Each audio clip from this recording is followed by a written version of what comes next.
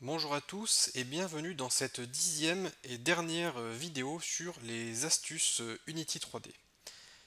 Pour suivre cette vidéo, avant d'aller plus loin bien sûr, je vous précise qu'il est indispensable d'avoir vu l'astuce numéro 9, puisque pour cette astuce 10, je vais utiliser des notions présentées dans l'astuce numéro 9. Donc vous devez impérativement avoir suivi la vidéo précédente.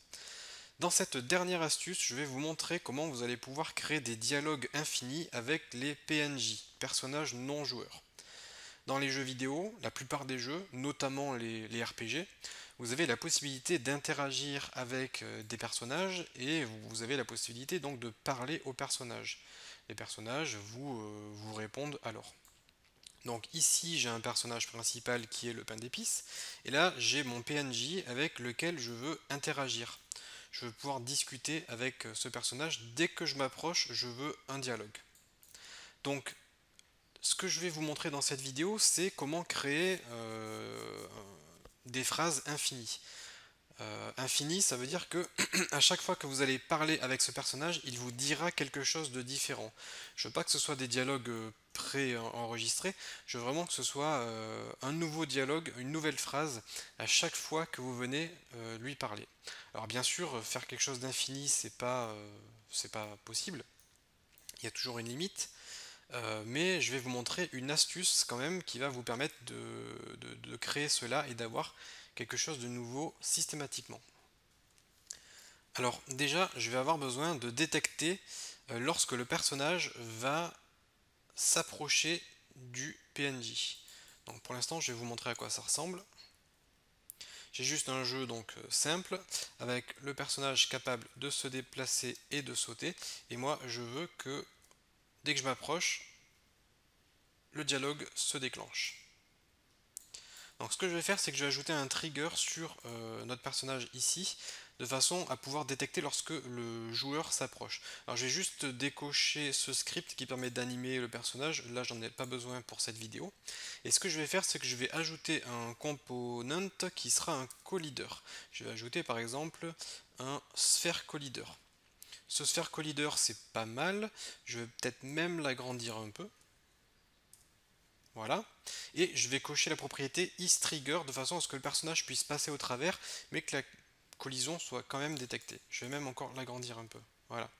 Ensuite, pour détecter la collision, je vais avoir besoin d'un tag. Donc je vais ajouter un tag à notre personnage. Ici, j'ai un tag dial pour dialogue. Et donc j'applique ce tag à notre sphère. Donc on verra ça tout à l'heure quand on mettra en place le script, mais grâce à ce tag, on pourra détecter la collision. Pour mon dialogue, je vais avoir besoin de créer une bulle de dialogue. Donc bien sûr, je vous invite à faire quelque chose de joli, de travailler. Moi pour l'exemple, je vais faire quelque chose de très basique, puisque tout ce qui m'intéresse, c'est de vous montrer comment afficher du texte unique à chaque fois que vous allez discuter. Mais voilà, je vous invite à télécharger de belles images pour créer des bulles. Donc j'ai créé un canvas qui est sur le personnage. Ce canvas est en world space, de façon à ce qu'il soit donc visible dans le monde 3D. Dans ce canvas, on ajoute une image qui est juste, bon, pour l'instant c'est un carré blanc, moi je vais laisser ça comme ça, mais vous ajoutez de belles bulles. Ici c'est ma bulle de dialogue, et dans cette bulle de dialogue, je vais ajouter du texte. Je vous conseille d'utiliser TextMesh Pro. TextMesh Pro, c'est ici, GameObject UI TextMesh Pro. Ça va vous permettre de travailler plus précisément avec le texte et d'avoir quelque chose de beaucoup plus joli. Donc voilà, j'utilise TextMesh Pro. Au niveau des paramètres, je coche la propriété auto size de façon à ce que la taille du texte s'adapte en fonction de la longueur du texte. Ici, la taille minimale sera de 0 et disons que la taille maximale sera de 5. Alors, du coup, lorsque je rajoute du texte, vous voyez que la taille diminue pour que ça puisse correctement rentrer dans la bulle. Et j'ai mis mon texte en noir. C'est tout ce qu'il y a à savoir pour la configuration. Pour le moment, je vais juste marquer bonjour. Je vais peut-être même centrer le texte si possible. Et finalement, la taille minimale, je vais mettre 1. Comme ça, c'est très bien. Ça, c'est le dialogue par défaut. Donc maintenant, ce qu'on va faire, c'est qu'on va créer un script. Clic droit, create, C# script. Je vais l'appeler dial pour dialogue. Ce sera notre système de dialogue. Et je vais venir cliquer sur mon personnage ici, et sur ce personnage, je fais glisser dialogue. Je vais ensuite ouvrir dialogue, et c'est ici que nous allons travailler. Je vais utiliser la fonction onTriggerHunter qui va me permettre de détecter la collision avec un trigger. Je vais dire if other.gameObject.tag est égal à dial, qui est le tag que nous avons mis sur le poulet. Et bien à ce moment-là, je veux déclencher le dialogue. Donc au niveau du dialogue, je vais avoir besoin d'accéder à la bulle. Pour pouvoir accéder à ma bulle, j'utilise unityengine.ui qui me permet de travailler avec les éléments UI, notamment le texte. Lorsque je rentre en collision avec un trigger, je veux déclencher une fonction qui sera en enumerator, et je vais l'appeler par exemple getDial pour récupérer le dialogue. Au moment de la collision, je fais juste un start coroutine de getDial pour lancer la récupération du dialogue. Comme je vous l'ai dit, nous allons utiliser des notions de l'astuce numéro 9. Donc dans l'astuce numéro 9, on avait vu comment communiquer avec une API REST et on avait vu comment utiliser SimpleJSON. Donc ce que je vais faire, c'est que je vais retourner dans le script de notre astuce numéro 9 et je vais copier le script qui permet de télécharger du JSON depuis donc une URL qui aurait été spécifiée. Ce que je fais, c'est que je fais un copier-coller du code. Ici, au niveau de l'URL, il faudra donc la remplacer. J'ai des erreurs puisque je dois inclure Unity Engine Networking. Donc maintenant, je n'ai plus d'erreurs. Pour l'URL, je peux par exemple créer une variable URI de façon à ne plus avoir l'erreur. Et ça, bien évidemment, ça sera égal à une URL que nous allons spécifier plus tard. Cette fonction getDial va appeler l'URL, attendre la réponse de l'URL. Ici, on n'a pas besoin d'afficher le texte. On a juste besoin de parser le JSON. Donc pour parser le JSON, j'utilise SimpleJSON que nous avons vu dans l'astuce numéro 9. Ici, j'ai une erreur parce que je dois inclure SimpleJSON. Donc voilà tous les includes. Et bien évidemment, j'inclus aussi TextMesh Pro pour pouvoir utiliser TextMesh Pro. Donc j'attends la réponse. Une fois que j'ai la réponse, je parse le JSON. Et une fois que le JSON est parsé, je peux récupérer ce qui m'intéresse. Donc moi, ce qui va m'intéresser, c'est par exemple la phrase. Je veux récupérer une phrase qui sera égale à quelque chose. Donc vous l'aurez compris, pour générer un dialogue infini, nous allons passer par une API, de façon à récupérer dynamiquement des dialogues en ligne. Puisque si vous voulez créer des dialogues par code, eh bien il faudra faire string dial1 est égal à blablabla blablabla blablabla, et puis copier ça à l'infini, faire dial 2, 3, 4, 5, 6, 7, 8, 9, 10, 11, 12, vraiment à l'infini, ce qui fera un code pas propre, pas maintenable, etc., etc. Et de toute façon, ça ne sera pas infini. Cette solution est beaucoup trop compliquée. Donc la solution simple consiste à appeler une URL et à récupérer un dialogue en ligne. Donc pour illustrer mes propos, je vais utiliser une API qui nous retourne une blague. Et je vais donc utiliser Joke API qui va nous renvoyer une blague à chaque fois que l'on appellera cette API. Donc là, à chaque fois que je vais aller parler au personnage, il va me faire une blague. Alors bien évidemment, c'est pas exceptionnel comme dialogue, mais au moins ça aura le mérite d'être original et unique à chaque fois. Si vous ne voulez pas utiliser des blagues, vous pouvez utiliser n'importe quel autre type d'API. Si vous voulez que le personnage vous parle de la météo, vous pouvez faire ça. Il existe aussi des API sur Chuck Norris qui nous renvoient donc des phrases rigolotes sur Chuck Norris. À chaque fois que j'actualise, vous voyez, à chaque fois que j'actualise la page, ça me renvoie une nouvelle phrase Chuck Norris. Donc vous avez vraiment tout un tas de possibilités.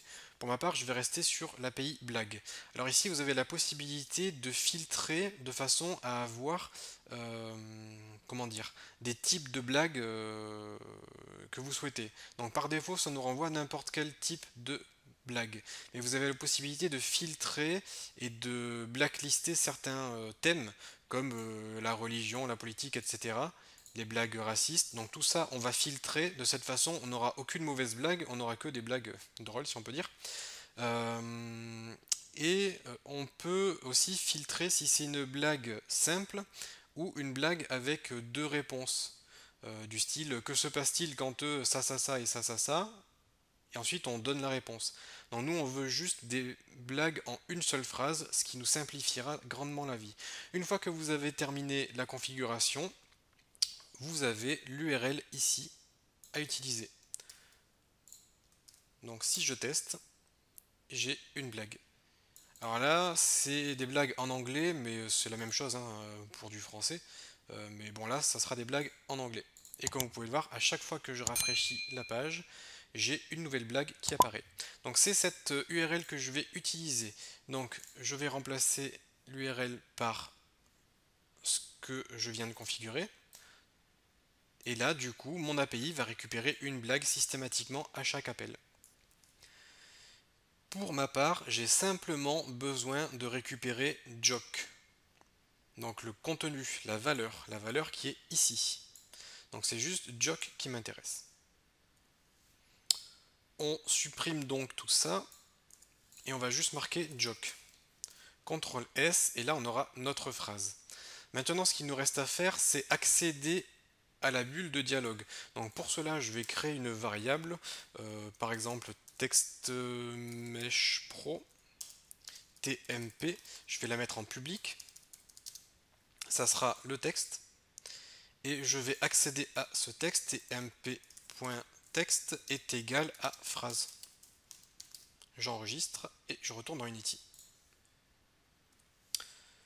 Cliquez sur votre personnage, pensez à récupérer le texte pour le mettre dans la variable tmp, comme ceci. D'ailleurs, pourquoi ça ne marche pas? C'est parce que c'est plutôt tmp texte. Voilà, CTRL S, on retourne dans Unity. Et ici, je peux passer mon texte en paramètres. Donc maintenant tout est configuré, on va tester. Ce que je vais faire, c'est que je vais un petit peu agrandir. Voilà, je vais mettre ça en un peu plus grand et ici je vais zoomer sur la bulle de dialogue. Normalement, à chaque fois que je vais m'approcher du personnage, il devrait m'afficher une phrase différente ici au niveau de la bulle de dialogue. On teste, je lance le jeu, j'approche du personnage et hop, j'ai un nouveau texte qui apparaît. Je recule, je reviens, et un nouveau texte apparaît. Je recule, je reviens, encore un nouveau texte, ça marche. J'ai bien un dialogue infini avec des phrases infinies à chaque fois que je parle au personnage. Et ce qui est bien aussi, c'est que la taille du texte s'adapte en fonction de la longueur du texte, comme vous pouvez le voir. La taille du texte s'adapte pour que ça puisse s'adapter pile donc à la taille de notre bulle. Donc vous avez vu comment créer un système de dialogue infini en utilisant par exemple l'API Blague. Vous pouvez bien évidemment faire ce que vous voulez avec d'autres API. Vous pouvez même créer votre propre API. Mais voilà, on a réussi à mettre en place un système infini. Cette astuce vous permettra très facilement de rendre vos jeux beaucoup plus vivants et de pouvoir mettre en place des dialogues avec tous les personnages pour avoir quelque chose d'un peu plus réaliste et pouvoir donc discuter avec tout le monde. J'espère que cette série de vidéos vous aura plu et puis voilà, on se retrouve pour d'autres vidéos sur YouTube pour d'autres sujets.